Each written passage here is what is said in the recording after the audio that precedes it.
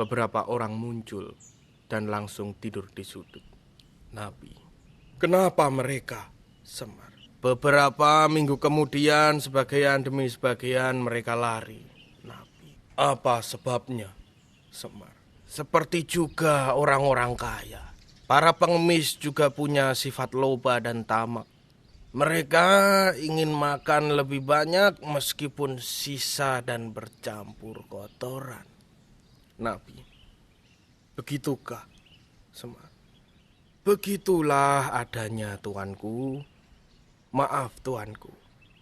Adegan selanjutnya sudah siap. Akan dimainkan sekarang. Nabi, adegan yang mana, Semar? Semar.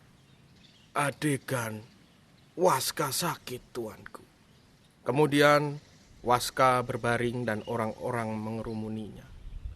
Seseorang, Pak, jangan mati dulu, Bapak. Waska menyembur orang itu. Kalau aku mati, memangnya kenapa? Seseorang, saya sedih, Bapak.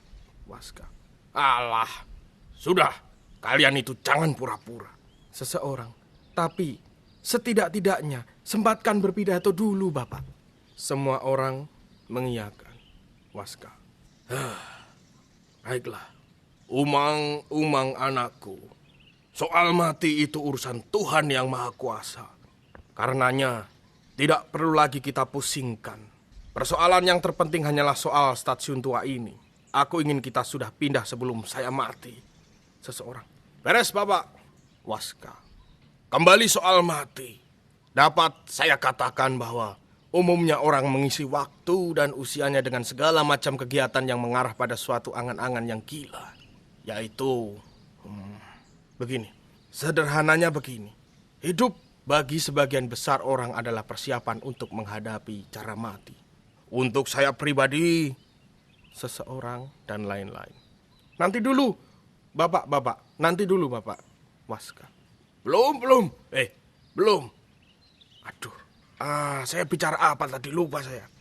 Seseorang, untuk saya pribadi.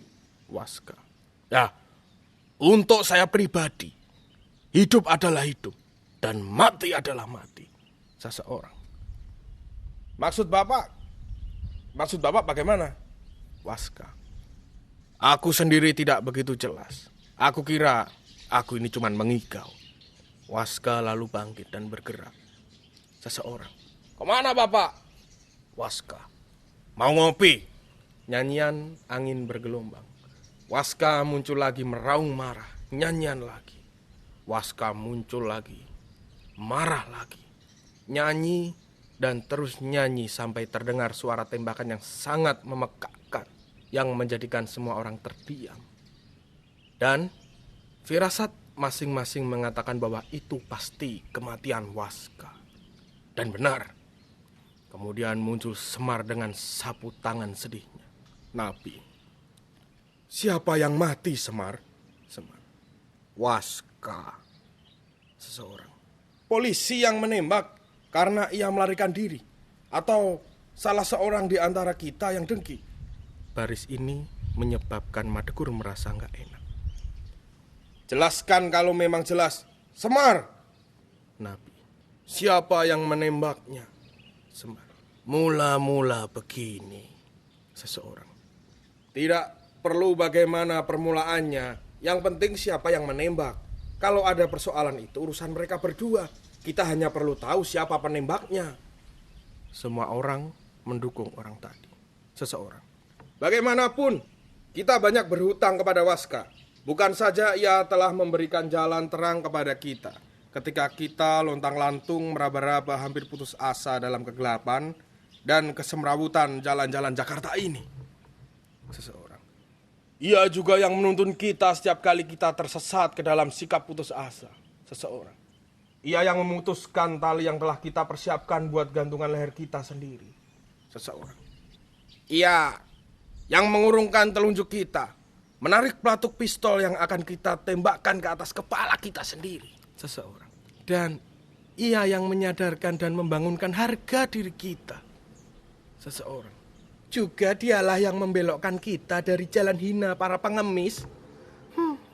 Seseorang. Singkat kata, dialah api nan tak kunjung padam. Bagi barisan para penganggur yang memenuhi kota-kota yang gemerlap namun gelap. Yang gelap namun gemerlap. Seseorang menangis sangat memilukan sekali. Seseorang. Tangis yang panjang. Yang paling panjang, yang paling pilu tak akan juga seimbang untuk menghormati jenazah yang mulia itu. Tuhan, Tuhan. Nyanyian. Angin berwarna ungu, angin berwarna ungu. Menghembus perlahan batang-batang cemara yang kelabu. Dan sepi, menungganginya, dan sepi, menungganginya. Waska, lelaplah dalam senyap. Lelap, lelap, senyap dan senyap. Angin berwarna ungu. Nabi. Sebentar. Semar, saya kira orang-orangmu sudah keterlaluan menanggapi tokoh Waska ini. Semar. Saya kira juga, tuanku. Malah lebih dari itu, mereka sudah menyimpang dari teks ini. Sebentar. Jangan ngobrol yang tidak-tidak dulu. Pertanyaan kami belum dijawab. Siapa yang menembak Waska? Semar. Waska ditembak tepat pada pelipisnya. Dengan lubang peluru yang mengagumkan lurus. Dan penembaknya adalah Waska sendiri. Semua orang mengatakan bahwa perbuatan itu tidak mungkin dilakukan oleh Waska. Semar. Coba tenang sebentar. Jangan bicara sendiri-sendiri.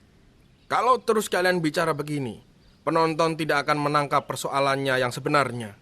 Dan nanti mereka menduga-duga secara berlebihan seperti biasanya. Seseorang. Saya tahu motif serta alasan mengapa Waska bunuh diri. Semar. Kamu tidak tahu. Yang tahu itu cuma Arifin, saya, dan Tuhan. Sebab itu dengarkan. Waska bunuh diri karena malu. Seseorang. Hah? Apa? Lantaran hutang? Semar. Selebihnya bukan urusan kamu dan siapapun itu. Semua itu semata-mata urusan Waska sendiri pribadi. Semua orang seketika mundur. Ketika muncul Tarkeni yang merayap-rayap secara mengerikan sekali. Seluruh tubuhnya penuh dengan borok-borok kecil yang semuanya bernanah. Dan setiap borok kecil itu ditumbuhi oleh beberapa ekor lalat. Sementara darah kering di pinggir-pinggirnya dan nanah kental meleleh.